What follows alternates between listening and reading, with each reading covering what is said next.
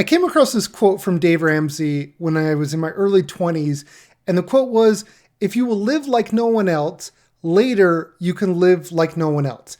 And I didn't realize at the time in my early 20s, almost 20 years ago, that this quote would be with me all of this time. And I didn't know that it really came down to buying your freedom. And what I want to talk about is buying your freedom with dividend investing. And if you're a follower of the channel, that's what I did. I reached what is called Barista Fire, where I'm living off of my dividend portfolio and also working part-time on the side. What I do here on YouTube, I generate a little bit of income. But essentially, this quote, it resonated with me so much, but it wasn't until years later that I understood what it really meant. The idea is that you prioritize delayed gratification in place of short-term and short-sighted pleasures today for a better and more fulfilling life tomorrow. When applying this in my own life, I kind of rephrased what Dave says in his book, and I say it like, you know what? You live like no one else today so that you can live like no one else tomorrow. And that for me, it kind of humanizes it a little bit. So that's how I look at this. For those of you who know my story, I worked for about 10 years in my software sales career, saving and side hustling, investing into real estate, all of that good stuff so that I could one day live a better life, a life of my choosing. The idea was that if I could live like no one else today, meaning not going on expensive trips, buying new cars, or spend more money than my wife and I made, well, we could then live like no one else tomorrow. So I'm excited to share with you that tomorrow has finally come for my wife and I. After years and years of intentional saving and hard work, my wife and I are finally able to live like no one else today. In 2025, we will be living like no one else, or at least as we perceive it. We will be embarking on quite the adventure this year. We have a lot planned in 2025. We're going to be traveling to Panama to escape the cold weather where we're living here in Utah. For those of you that may not know, I was born and raised in northern Utah. That's where I'm at today. We have also our house in Austin, but we spend the majority of the year up in Utah. In April, we will be taking a cruise from Florida to Spain for 2 weeks. Once arriving in Barcelona, there's going to be a few stops along the way. We're going to go to the Azores Islands. There's a few other stops, and it's going to be a really cool experience. We're first going to stop off in a few small towns in France, and we're going to visit the Alps in Switzerland. Once we arrive in Germany, we're going to be visiting all of our favorite places of where we used to live. For those of you that may not know, my wife is from northern Germany. She was born and raised in Germany, and I lived in Germany for about 10 years, mostly in southern Germany and Bavaria, parts of, around Frankfurt and all that area as well, working and studying. We're going to be staying in Germany for 2 months in the summer. If you know anything about me from my videos, you know that I'm not a fancy person. A large part of the costs will be covered by travel hacking. Also, because we're going to be slow traveling, we're going to be able to greatly reduce the cost of everything. So don't get too excited thinking, oh, Jake's going on this 2.5-month vacation. It's been a long time coming. We've been planning this for years, and we're going to be travel hacking using credit cards and all that points and stuff like that. So we're really excited about that. Dividend investing is all about buying your freedom, the freedom to choose what you do with your time. So my wife and I are very excited about this. We're buying our freedom with dividend investing, and we're choosing to travel a little bit more here in 2025. If you know my story, we haven't traveled these last couple of years. We had our son Lucas, we had the pandemic, and so we haven't really gone on a vacation since 2019, like a real vacation, a longer vacation. So we're really excited about that, and it really comes down to being able to do it because we bought our freedom with dividend investing. Now I wanted to share with you what to expect from my YouTube channel going forward. If I can be very honest with all of you, I got pretty discouraged making videos last year. I would often see making videos as a burden and chasing after the algorithm. A lot of people talk about the algorithm, but it really is a thing. The unfortunate truth about YouTube is that you either play the game that YouTube wants you to play, or you get weeded out. In order to be successful in YouTube, you have to treat it like a business. I never wanted to treat YouTube like a business. I mean, I make cat memes on the internet. Like I laugh about stupid random clips. Like I obviously don't take it very seriously. And I never wanted to take it serious. I had my day job when I first created my YouTube channel in 2019.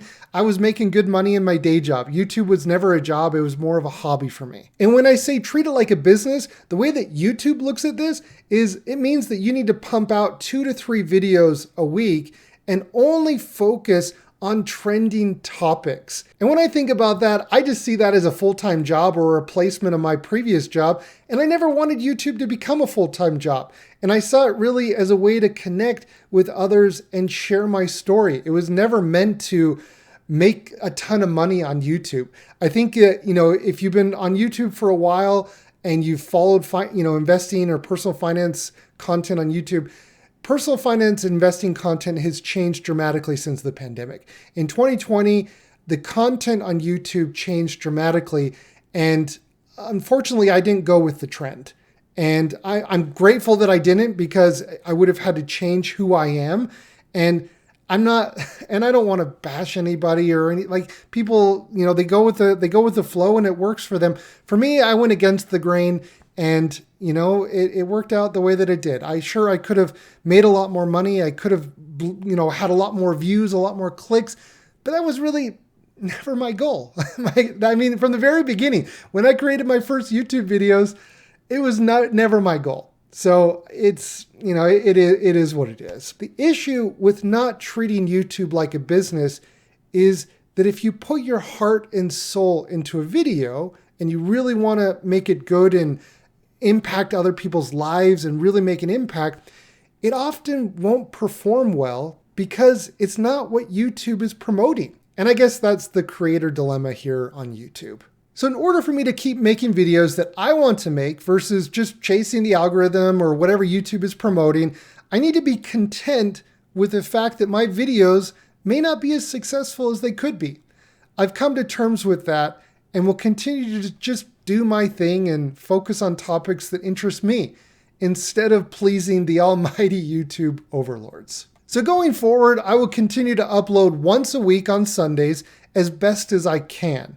I will focus on a variety of topics with a focus on, dividend investing as a whole, ETF reviews, dividend investing strategies, all of that good stuff, everything around dividend growth investing. Heck, the channel's name is Dividend Growth Investing after all. Another topic that I'm going to focus on or continue focusing on is on the FIRE movement, financial independence, retiring early. And I'm going to talk more about my experiences of living off of dividends. And another focus of mine is going to be on article reviews.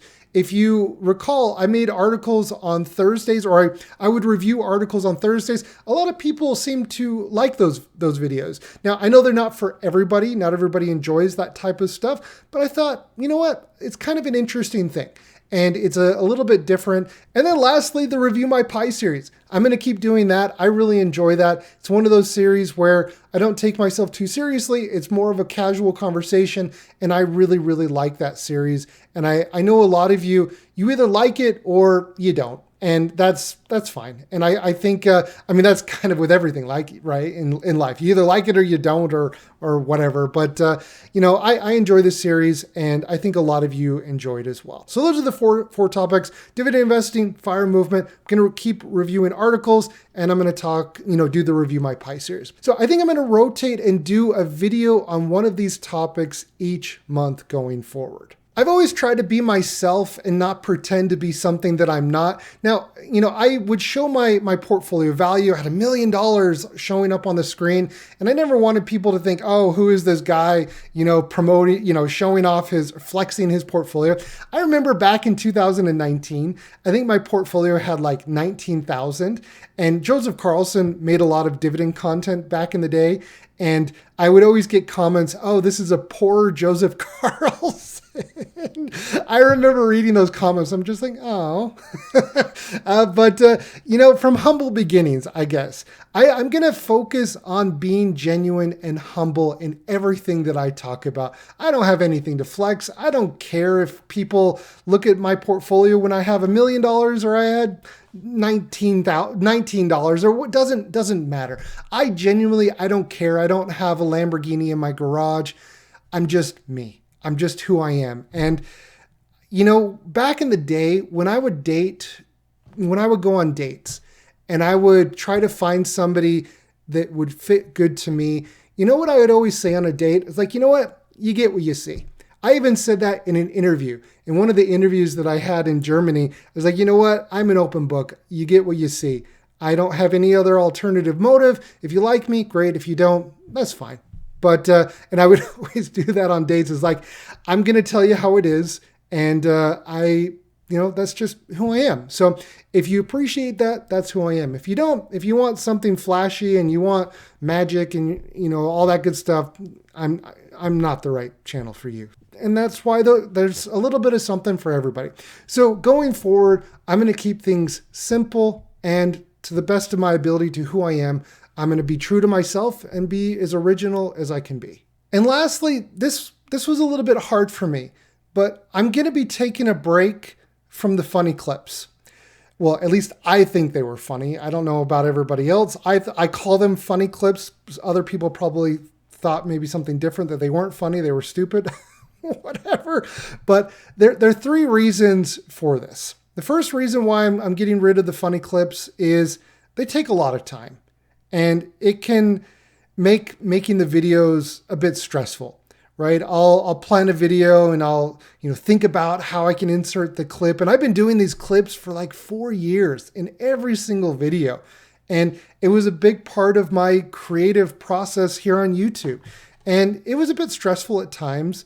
And, that's the first reason. The second reason is I've noticed that people aren't very interested in them, or at least that's what it appears to be. And I'm sure that there's a few of you out there who really enjoy them and probably are going to miss them, but the overwhelming majority, I would get a video with tens of thousands of views and like no comments on the funny clip. I'm just like, really? Really? I thought it was hilarious. But apparently my sense of humor is not welcome in the finance space in the world. I don't know.